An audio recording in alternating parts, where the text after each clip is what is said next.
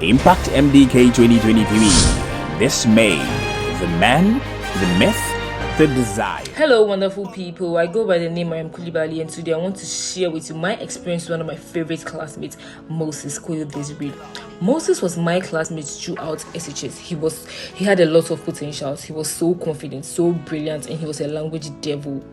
Therefore, he won the best English student. Moses really inspired a lot of us. He encouraged a lot of our classmates during our final exams. And personally for me, he encouraged me to go for the role of the senior girls prefect. And as you all know, a good beginning makes a good ending. So me seeing Moses in leading roles in tertiary, I'm not much surprised because that guy has a very bright future.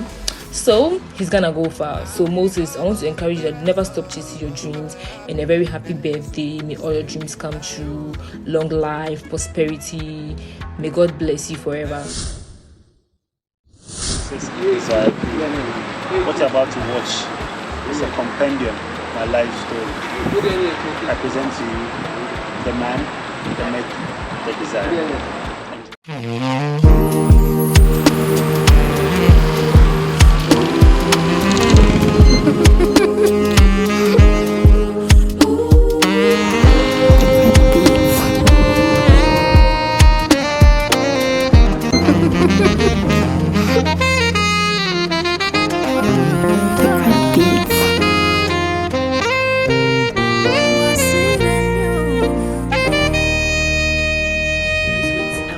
I will describe it as a bittersweet something, right? You see, this guy will really put you on your toes for you to work. Wow. So the kind of pressure that comes with that alone is like something that is unbearable, yeah. So, but then at the end of the day, it is for a good cause. That is where the sweetness sets in, and then he's someone that I think will be a very great and a fine leader. That guy, even his status alone, gives you some sort of, encouragement that Charlie Ghana, we have, fine leaders, and that the nation isn't in a chaotic state at all, like in the next, years to come. Yeah, so Charlie, all the best. Happy birthday. Chill out.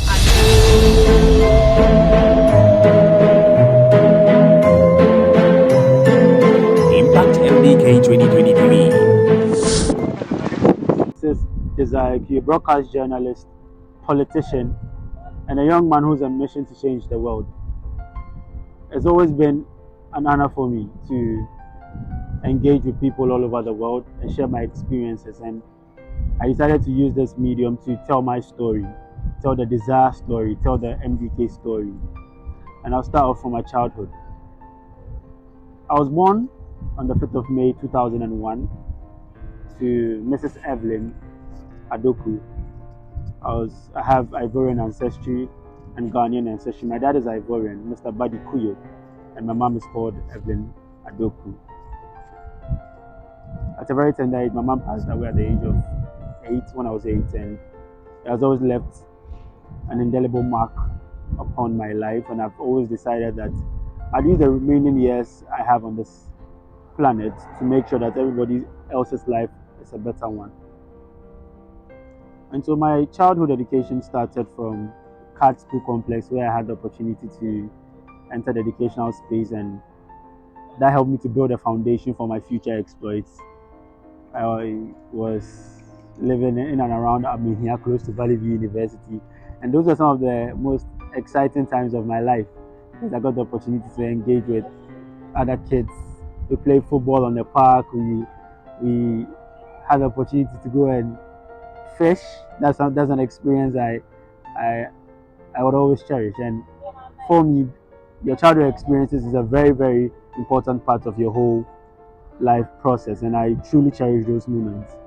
And so I'd fast forward to when my mom passed away, and I had to live with my current mom, who is my idol, the most important person to me at that period of my life. My mom, she passed away when I was 8, and for me it was heartbreaking, because everything I knew, everything that I had come to know in my social world was taught to me by my mom. I spent almost all my time with my mom, and so for someone who offered me such a sense of warmth, a sense of protection, to leave me, it really hurt me, and I had to ask God questions, because I felt like This is someone who served God her whole life. She was an important member of the ICGC, and so I felt like, why would God take her away? But it was very difficult coming to terms with the fact that I'd have to go through the world without my mom. It was difficult, but I believe that God does everything for a reason. I believe God gives us these lessons to teach us things we need to know before we progress in life. And for me, that would always be a memory that I'd always have close to my heart. She's the reason why every decision I take, I make sure that it's one that is going to make sure that her legacy remains forever. And wherever she is, I'm making her a promise that everything she's worked for, everything she wants me to become, I will become, because I owe it to her. I owe all my successes to her. And Mrs. Evelyn Adok, wherever you are, I love you. My name is Bifanki, and I'm the president of La Fuente. And Moses has been a good friend to me way back in SHS. We met in the year 2016, and it's been a great experience with the two of us. We've experienced the bad times and the good times together. And since his birthday is upcoming, I'd like to say something small about him. From the start, I didn't like Moses at all because he was all over the place, and I was not into people like that, and I'm not even like that. So I was like, oh no, who is this guy? But later on, we became close and cool, and things has been going on between the two of us. And up to date, we're still friends and still vibing. Moses has been a great impact in my life, giving me advices here and there, telling me what to do and what not to do, and I'm grateful for that. And I'd like to use this opportunity to say a big thank you unto you for everything that you've done for me and my team. La Fuente say a big thank you unto you once again. God bless you. Let's talk JHS now. How was JHS for you? So I encompass my whole JHS experience into three broad areas. The first would have to be my academics. For me, back in JHS, one of the things that gave me a lot of joy was how I excelled in my academics, because when you look at all my academic endeavors, it was on the ascendancy. I was topping my class. I was getting the A's, etc. And it also offered me an opportunity for me to learn a lot, because the transition between primary school and JHS, there was a gap, because the things we were learning in the primary school were really basic. I got to the JHS level and I understood that there's a bit more to learn because of some of the subjects. You learn RME, and they're exposing you to different religions. You learn social studies. They're exposing you to how to behave in the society. So there was a vast transition, and the quantum of knowledge I was acquiring was something that made me very happy. And I applied myself diligently, and it went really well for me. The second area would be politics, where I could say that kick-started my student leadership ambition, because that was where I started engaging. You did politics in junior high school? Yes, politics in junior high school was sort of like the first endeavor I would call real politics. So we had to contest for different portfolios, and initially I didn't want to contest. I really did not see I wanted to serve my colleagues, but I really did not see the value in going through all those stringent processes, go and do campaign, etc. And back in my junior high school, the kind of politics was really straightforward. So you offer yourself as a candidate, people vote for you, and ends there. But when I entered the space, I decided to revolutionize the space and use what I've learned from watching political rallies, listening to political commentators, etc., and do proper politics. And so I started a class-to-class campaign, had a team, small team. We moved class to class, explaining some of the policies I would embark on if I am elected. And one of the watershed moments for me was the manifesto reading exercise, and that's where I think that's what won it for me, because the manifesto was rich, it was full of hope. I really felt like I was the next president of Ghana at that point, because some of the promises I was meting out to the students, and the response, the shouts of "we want you, Father Christmas," etc., etc. There was one slogan in the manifesto where I told them that if they elect me as their school prefect, I would become their Father Christian, and that became my name for quite the entirety of my stay in JHS. So the last area would be my relationship with my colleagues. I learned a lot there because junior high school exposes you, or school in general exposes, but junior high school, because of the immaturity that is expressed at that level, a lot of people show you different sides. And if you don't have a penchant for learning to accommodate people's weaknesses and learning to relate with everybody, you keep fighting throughout your junior. Because like there was a fight every week. This girl is fighting with this boy is fighting with this girl. Sometimes you try to separate and become a third person and they drag you into the fight, etc. etc. So yeah, so I've learned a lot from my junior high school experience with regards to how I should relate with people. So yeah, I think I've been able to explain my whole junior. Okay, so now let's shift from SHS, from JHS to SHS. What would be your fondest moment of SHS? Fondest moment, yeah. I'd say debate.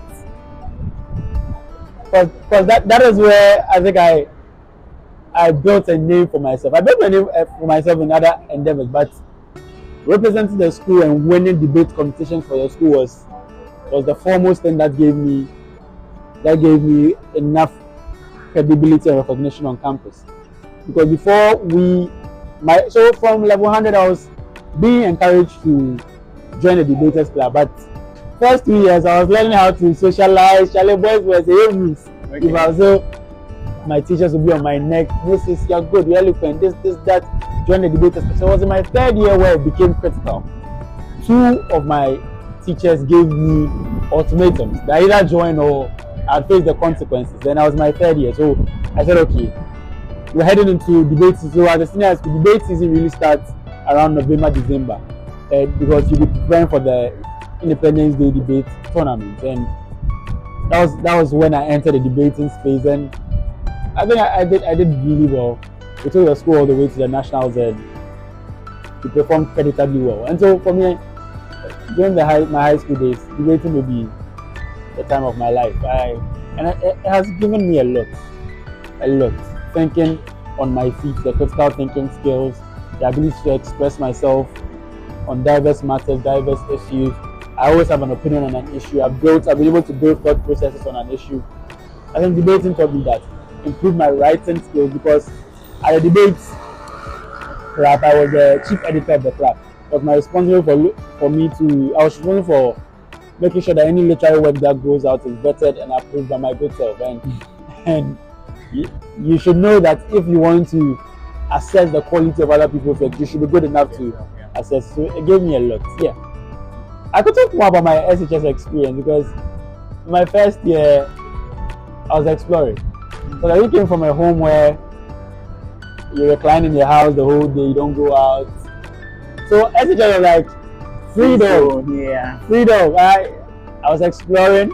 I didn't have bad friends, not bad friends, but I had friends who would give you the opportunity to experience new things. And thankfully I had a lot of friends who were already based in the other parts of Tema. That was where the school was situated.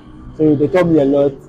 We'd walk from Community 4 to Community 1 to board Trotsky, and on the way we'd do a lot. We'd fight with Tematek boys, would go to Fighter and buy rice. Like it was SHS was amazing, super amazing. And every time I think about it, I just wish I could relive even just 2 minutes of that experience. Yeah. Right. Now I want to ask, because you mentioned that you had political ambitions in JHS. Did it change when you got to SHS? Not at all. At the SHS level, I think because of the quantum of work that I had to engage myself in, I was not really prepared to go for any substantive position. Apart from the position I occupied as the chief editor of Rice and Debaters Club, I didn't really go for any other. But for me, leadership was not about occupying a position. Leadership was about providing solutions to the problems that bedevil people. And it was something I was doing throughout. So I was the leader, but I didn't just occupy some of your flagship positions as scooping. No. I was the leader. And there was nothing that would happen on campus that relates to students' affairs that I was not involved in. Even some of the people who occupy positions had to run some of their policies, run their activities by me. Alright, the school director was in my class. If he wanted to undertake any action, it was me he called for me to offer him advice. George, wherever you are, thank you very much for the opportunity that you gave me. And so yeah, so leadership continued for me at the SHS level. I was a leader. I could even say at the Writers and Debaters Society, I was the de facto president because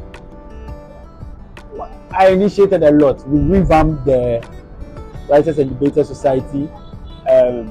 For the first time, we printed T-shirts for our members. For the first time, we did a proper handing over ceremony. We did a lot. We gave our and all those were segments of my brain, my imagination. These are policies that were birthed by me. It's just that I didn't occupy any substantive position. So leadership continued for me at the SHS. Yeah. So now that you have leadership, what does the future look like for Moses? What's the future? Let's say in the next 5 years. In the next 5 years, I've already started with Unima GIJ. For me, when it related to leadership, from the very first day I stepped foot on this campus, I've always been clear in my mind about what I wanted to do here. There's a gap that needs to be filled by men and women who are ready to dedicate themselves to the service of the students. We've had a lot of front runners who have started by laying the foundation. Adam Vine, our current SRC president, Ms. Makowusu Ansa, is laying the foundation. The next group of SRC executives will also do their part. But I feel like I have a plan, a blueprint for the total transformation of the SRC. And every single action I've taken since the first day I entered this school has been geared towards the actualization of that plan. And so for everybody who knows, it's unspoken. I haven't come out to declare that I'm probably going to run, or I'm not going to run. I'm just kidding, but everybody who knows that I have plans for this school. I have plans to raise the school to a point where it's able to rock shoulders with KUST, Legon, because for a very long time, GIG has endured a lot of disrespect when it comes to the status of universities in Ghana, and I feel like building a strong SRC, an SRC that is able to provide tangible solutions to the problems that students face on a daily basis as well would reframe the image of the school. And so for me, that has always been it. I've been contributing to doing that in diverse forms, and I'll continue to do that. So the time is right by God and by myself to be able to occupy probably the highest office in the SRC. I'm not declaring this is not declaration of intent yet, but it might be in the pipeline. Yeah. Now, currently you're a student of GIG. Yes, I am a student. You speak so highly of leadership and politics. Why GIG? Because GIG doesn't offer political science. So why GIG? So my career path has always been to use communication as a tool to transform the world. And this is not my first educational endeavor. If I want to go into my other educational endeavors, probably would not leave there. So let me situate the conversation on GIG. So GIG, why GIG? Funny question. Now this is it. For me, when it comes to communication in Ghana and West Africa, there is no better institution to study such a course than the Ghana Institute of Journalism out there. It's the best university in West Africa. So for me, when I made that decision to pursue broadcast journalism, I did a lot of research and I noticed that among the bunch, why go for mediocre universities or other media institutions when I can go to the best? Now I came here having probably unrealistic expectations because I had never been here before. In my mind, I thought GIG was like your University of Ghana Legon with a vast land with 5, 6, 7 halls with a vibrant campus life. When I came here and I saw just one building, I was like, okay, what have I got myself into? But first day, went through the whole experience, did my orientation, started meeting people, and then it dawned on me that probably God brought me here for a reason. He brought me here to become an agent of change. He brought me here to provide development and transformation. For me, that is my conviction since the first day I came here. And it has reflected in almost everything I've done since I stepped foot here. So GIG, I chose GIG because I want to use communication as a tool to transform the world. And there is no better place in Ghana to study anything related to communication than GIG. God indeed brought you here for a reason, because you have talked so much about transforming GIG. Now, there's this Twitter handle is alleged to be run by you. First of all, GIG headquarters. Yes, GIG headquarters. I want you to clear the air. Is it allegedly run by you, or it's indeed run by you?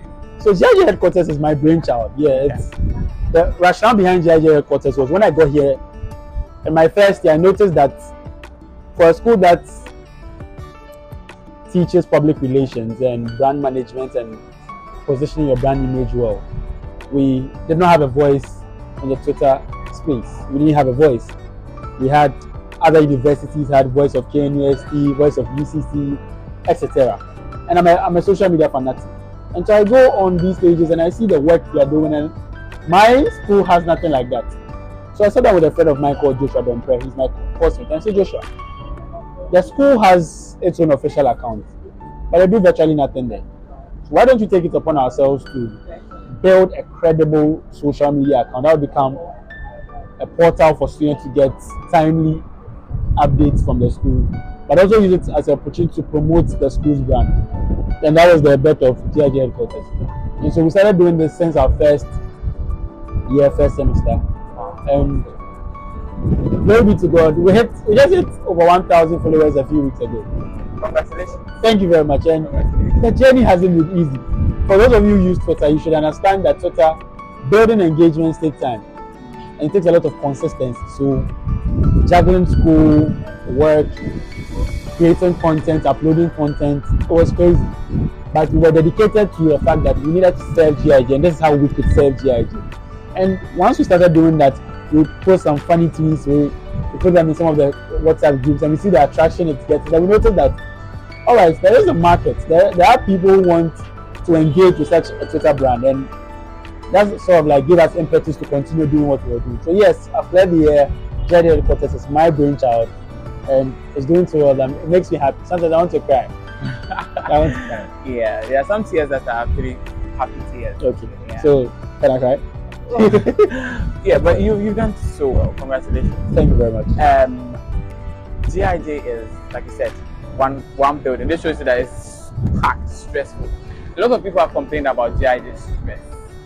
Have you ever experienced stress, or is there even stress in GIG? I'll be mad to say there's no stress in GIG. So you've been through the stress. I have been through the stress. I'm still going through the stress. Every 2 hours, I'm contemplating stopping school because the pressure is getting worse. But the truth is that, let me be serious now, the truth is there's stress everywhere. It's just that because we are a media institution, we amplify it more. We talk about it a bit more because communication is our thing, so we talk about it a bit more. But there's stress everywhere. Alright. Another thing that contributes to the stress here is the fact that students are when entering an institution like here, the students are not really prepared for the stress. So they come in with the mindset that come to enjoy ourselves, they come to meet because they think it's GIG. GIG say GIG. But here, the academic coursework is demanded. I think far more demanding than some other universities. And so if you enter the space without that mindset, you will think the place is stressful. And the stress is for a good reason. Alright, it's time for us to embrace the stress. We can't do anything about it. If you are reading 10 courses, there is a good reason for why you're reading 10 courses. Because I've been through the stress. There have been times where I have to meet deadlines, I'm up throughout the night. And for me, there's even other stress because I am sort of like the hope of some of my colleagues. Because I do some study guides, I teach a few classes. And so for me, if everybody's going through stress, which is like 10, I'm going through 20. Alright, so there's stress. I have been through the stress. There have been times I've cried. I've cried. Because, not because somebody has beaten me, but because I'm asking myself, why?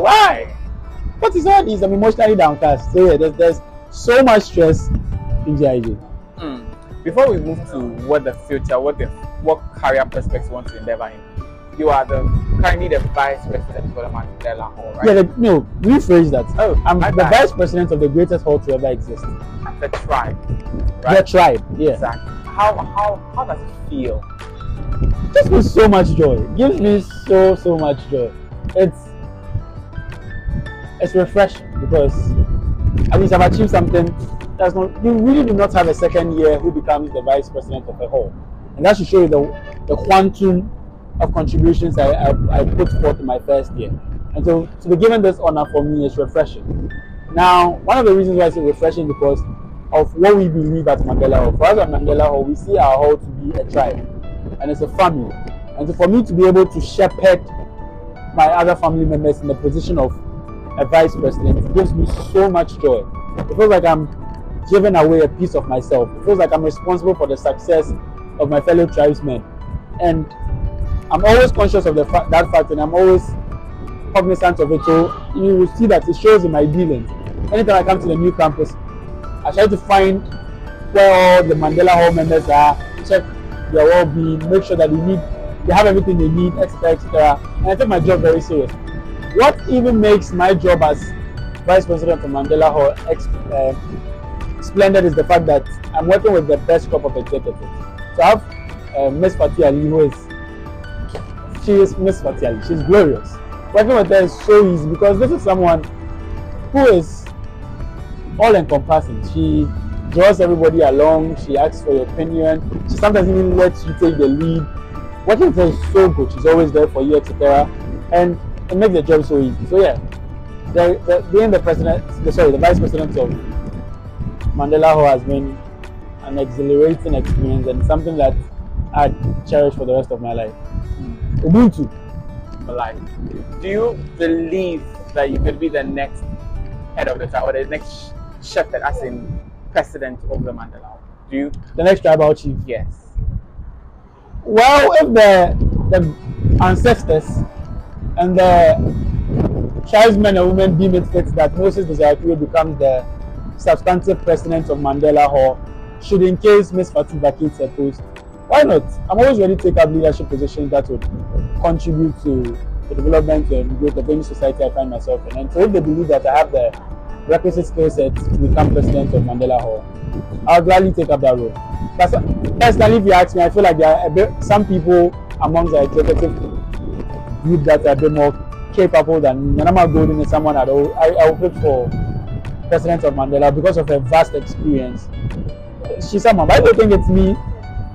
God bless them. I give it a thought, and if Jehovah Almighty says I should be the president of Mandela, I'll do it. Right. Away from campus life and uni life, the future in terms of career prospects, aside politics, leadership, journalism, what other career perspectives do you want to venture into? Oh, I'm already in the media space.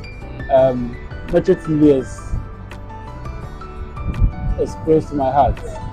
Doing a lot of good work at Metro TV. Broadcast journalism has always been one of the foremost career prospects for me, and Metro has given me the opportunity to explore that. And so that is something that would always be there. I'd always do broadcast journalism. But in addition to that, law is something that I'm pursuing. Law is something that I believe I'm cut out for. And it's quite similar to journalism because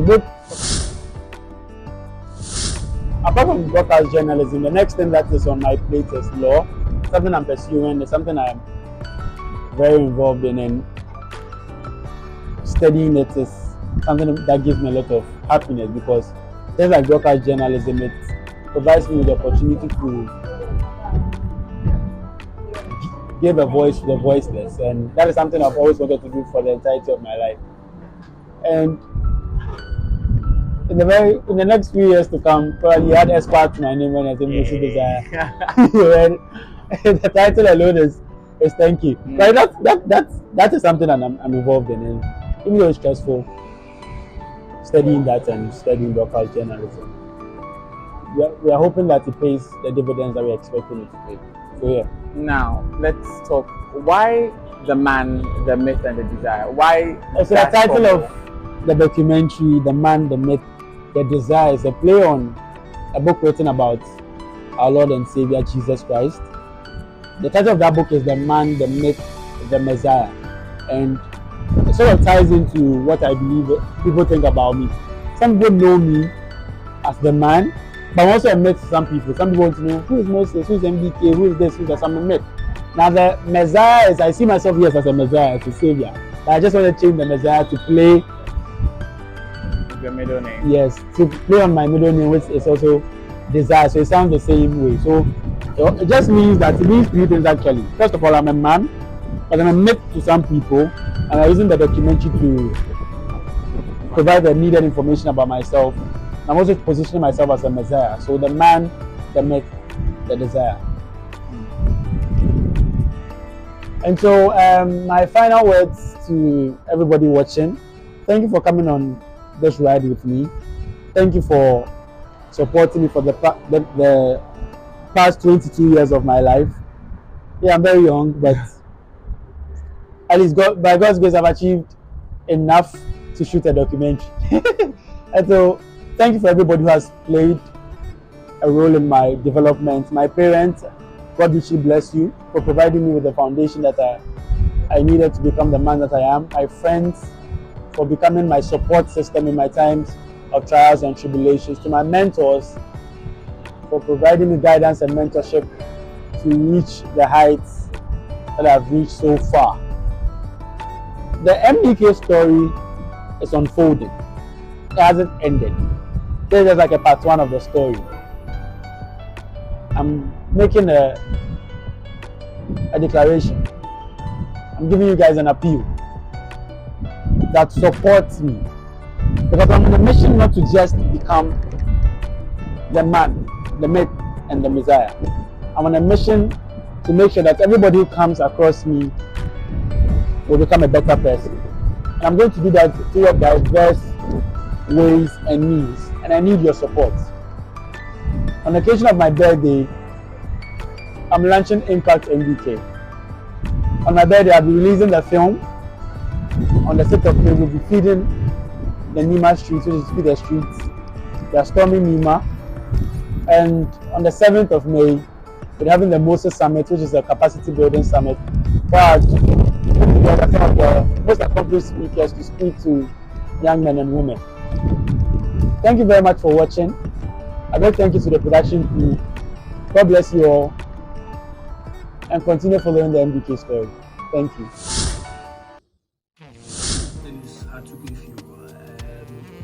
Talking about Moses Isaiah Koyo, I think I met him when he first came to GIJ, and he won his elections to be a General Assembly representative. Then I was speaker, so that's how I got to appreciate his intellect. I got to appreciate how assertive he was on issues, and I got to appreciate how mentally, how do you call it, endowed he was with regards to the issues that were surrounding the students' leadership front at the time. And so it was there that I got to get close to him, understand and appreciate his thought process and how he appreciates it. The impact Moses has had on people's life. Personally, he has been a very good friend to me. I've related with him on this occasion, even outside the parliament, even outside the student parliament at the time when I was speaking. We have gone on to establish a relationship that's brotherly one, devoid of our political leanings. I appreciate the fact that he's a very young man, he's got a lot of energy. He's usually forceful in some of the ways he wants to get things done, which is usually not conventional. So if you don't take care, you'll not be able to appreciate him properly. But that is a style, and I understand directly to the house, which has led to some very positive impacts. And that I appreciate him. And I appreciate his thoughtfulness about people. He's always concerned about what his people are going through, academically, socially, and he's always there for his people. That one I would say for sure. And there's another thing that I think that is a very good trait of him, his thoughtfulness and how he wants to do things unconventionally. I understand he's a young man, and so sometimes the energy and the adrenaline to get things done can lead to the way he speaks, and you would think he's disrespectful. But for me, I understand him. It is the adrenaline and the youthful exuberance, the positive youthful exuberance to get things done that keeps him. That keeps his fire going. Going forward, I wish Moses a very happy birthday. It is my prayer that as a Christian as he is, the God will enlarge his course and open ways that he never imagined. I'm looking forward to seeing him enter into mainstream politics after student politics. Looking forward to him doing a lot of philanthropy, looking forward to him doing a lot of stuff in academia because he's got some footing in there. So I pray for guidance, I pray for wisdom above all things, and above all, I pray that he is able to find his purpose in the lives of people. Happy birthday, Moses. Dessiah. We are with you. Stay blessed. Moses and I attended Chemo Senior High School. We were in the same class, general arts. So from SHS1 to SHS2, I'm not sure if Moses and I were in that much different. We were just classmates. And how I entered is that this guy was so stubborn, was always making noise in the class. That's after he has left at home. Who does that? MDK. Well, so in SHS3, I was elected the president of the Writers and Creators Club, and we had a major event happening, and I was at Moses came along and helped us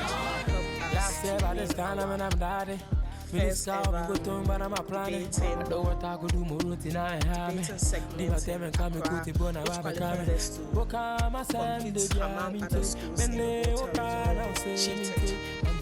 Well, so aside from that, during the course of while we were praying for this message, I realized Moses had an excellent organization school. So by the help of our staff, made in our organization, so far he has been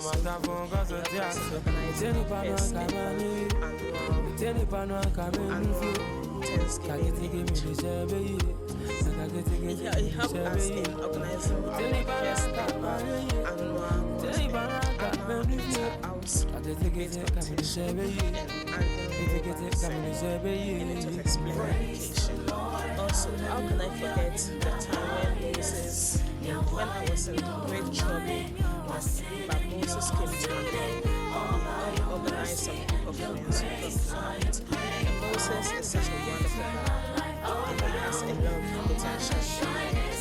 And I see him becoming the future who will change the dynamics of Ghana media. And I see him becoming the president one day. Moses Dessiah is someone I'm always grateful for and love so much.